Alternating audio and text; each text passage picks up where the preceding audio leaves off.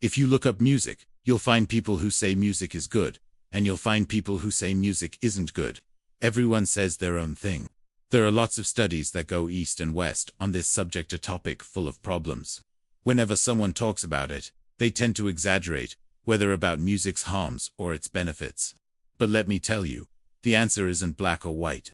So what's the relationship between your brain and music, and how does it affect your life? I'll go with you step by step, understand every small and big thing in this topic, and explain everything you need to know. I still remember how long it's been since the first time I typed music on YouTube and Google to learn more about it. I found nothing but benefits. But after another round of research, I realized that was just a facade, and what's hidden is bigger. Let's start with the positive effect of music on your brain, and later we'll look at the other side that isn't obvious.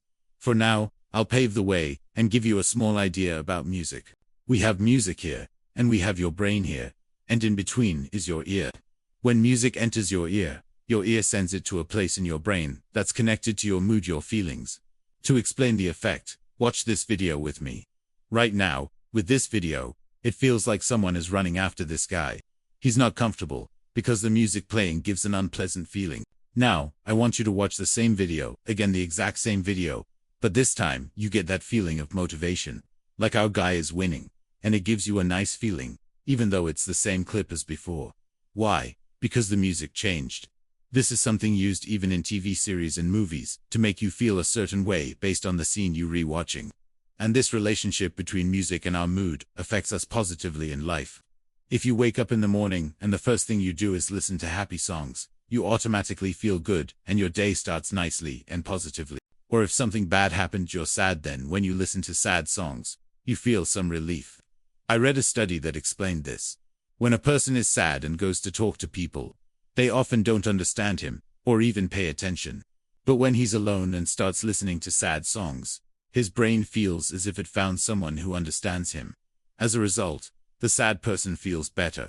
At the same time, if you're training and you're listening to songs, you'll train more and better.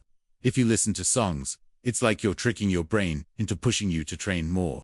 The same thing with studying or work. You can work more and study more if you've got the music on. Plus, music is a nice thing when you mix it with something not so nice like studying, work, or exercise. It turns that hard task into something pleasant. All of this, in short, is the set of benefits music can have in your life. And that's what you'll find when you do a quick search about music. It looks like it's all benefits and life is rosy. But that's just what shows. What's hidden is bigger.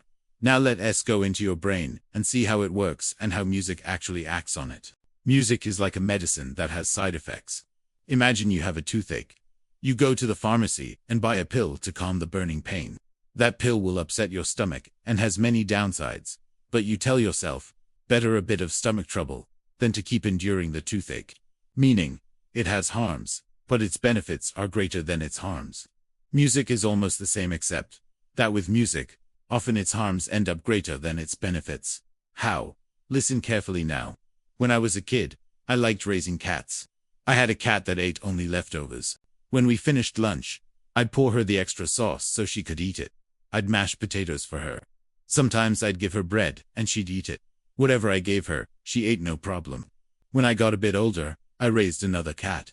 By then I had started working and making a little money, so I started buying cat food for her. Sometimes I'd buy fish. I took good care of her. I still remember that sometimes I brought her bread and put it down for her to eat. She'd sniff it, leave it, and start meowing. At that time, I didn't understand exactly what was going on. How come the cat before you lived with me on bread, and you're picky? What's the deal? Later, I learned that the cat's brain, like most animals, works similarly to ours as humans. Imagine someone who always drinks coffee with 3 sugar cubes. The day you bring him coffee without sugar, he won't be able to drink it, because he's used to sugar. But someone who always drinks it without sugar will find it normal. The same thing happens with the brain. Someone who plays video games a lot, like all day, even quick matches on the PlayStation, when you put a book in front of him to read, he can't because his brain is used to games, movement, and a big dose of pleasure. What does that have to do with songs? Songs have the same effect on the brain as sugar and games. Songs make the brain release dopamine in a big and easy way. I've talked about dopamine a lot in live streams. You should know it by now. Dopamine is the hormone that gets you up to do something, to work, to study, to eat, to play, etc. When you keep listening to songs a lot, you start getting a lot of dopamine the easy way. And if you've been following me for a while, you know this is the formula for addiction. You develop an addiction to music. You can't live without it. You keep listening all the time, and you keep upping the dose. You want to just go out for a walk. You have to put on headphones. If you're sitting at home, the music keeps playing and you keep turning the volume up until you become like a slave to music and can't live without it.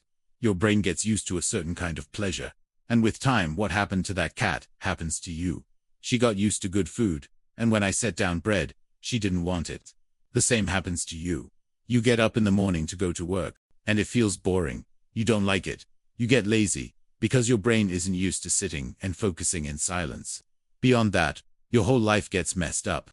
Our brains normally need to live an ordinary life, not constantly enjoying and flooding themselves with dopamine for long periods. When you feed it music, that high level of pleasure becomes normal, and if you take it away, it can't function well. So the normal state, sitting, working, walking, becomes for your brain something boring and not nice, even though that's what normal is. Your brain becomes like a dust storm. It can't calm down or focus slowly and steadily. Now, I want you to ask yourself a question. Is music actually enjoyable for you? Look, if you're always listening to songs, with time, it becomes something not nice, not enjoyable. If you're always wearing headphones and blasting music, and it doesn't move anything inside you, then escape. You should grab those headphones and throw them in the nearest trash can beside you, because you're addicted to songs. Music, normally, is supposed to be something nice that lets you enjoy yourself. If that's not happening, then you're addicted, plain and simple. This is just one harm of music, that dust storm in your head. Learn to sit in silence. Learn to listen to your thoughts. Now you'll say to me, but you told us in the beginning, music is good and can help you work well, study well, and train well. I agree with you, and that's true. But I told you, music is like medicine, has harms and benefits. Imagine your tooth hurts, and you bought the painkiller. Day 1, great. Day 2, great. But over time, the pill loses its effect. And at the same time, if you keep taking a lot, it'll cause serious harm to your health, bigger than the harm from the tooth itself. Same thing with songs, and with any other addiction. When you light and smoke your first cigarette, it tastes sweet. The second one, too, you ride that nice takeoff. After that, it becomes just a certain buzz. Then the trap springs. You end up smoking just to get back to your normal state, and you stop feeling any of that sweetness. Same thing with music. For example, you get up to study, you play music, and you study well. With time, once you get used to music, all those benefits you used to get from it disappear. You stop feeling anything. That's when the problems start. Your brain has a thing called the basal ganglia that's responsible for linking your behaviors. If every time you drink coffee you smoke a cigarette, then with time, whenever you go to drink coffee, you'll want to smoke. And when you get used to studying with songs, every time you want to study, you'll need songs. The problem is, a day will come when the benefits of songs are gone, and you'll be like someone taking a drug that has side effects without getting any benefit from it. In short, music is like a weapon of mass destruction that you throw into your brain. So we still haven't answered our question. Should we listen to music or not? The answer you probably want to hear right now. The best answer is, music is something it is better to remove entirely. Frankly, music is something it's better to do without, and that's what's best. But at the same time, music is something beautiful, something that gives life flavor, and something that can really benefit you if you use it the right way. How? There are two aims for music. You can use it for productivity, to train more, study more, work more, or you can use it for enjoyment. Let's start with the first part. I want you to treat music like caffeine, like coffee. To benefit from the energy it gives you, you shouldn't consume it all the time. If you drink it every day, there will come a day when it does nothing for you. You have to use it for a period, then stop, then go back to it, so its effect keeps working. Same with music. Figure out how to organize your listening. Prevent yourself from reaching the stage of addiction. Treat it like a medicine, like a tool that gives you energy. Example, with studying. Train yourself to read without music. But on a day when you feel like studying, or you're really lazy about it, put on music and study. Or, if you've never studied and you want to start building the habit, listen to music to get yourself going. Or study the whole year without music. And when exams are close, Start listening to music to study more. Sports too. Get used to training without music. But on a day when you feel tired and unable to train well, play the music and train. Or, if you've never trained before, use music in your first days to force yourself. Work as well. When you don't have the drive to work, play music. The important thing. Everyone has their own situation. That's why I've been explaining at length, not to just tell you do this and do that, but because I want you to understand the whole picture and build your own system that suits you. This is something I always do. I want you to be the boss of yourself and know how to lay out your own plan. As for enjoyment, if you like listening to songs, then listen. But again, avoid becoming addicted. If there's an artist you like who releases a song, it's fine to listen to it and replay it. But putting on headphones and listening all day long, no. Always keep asking yourself, am I listening to songs because I enjoy them?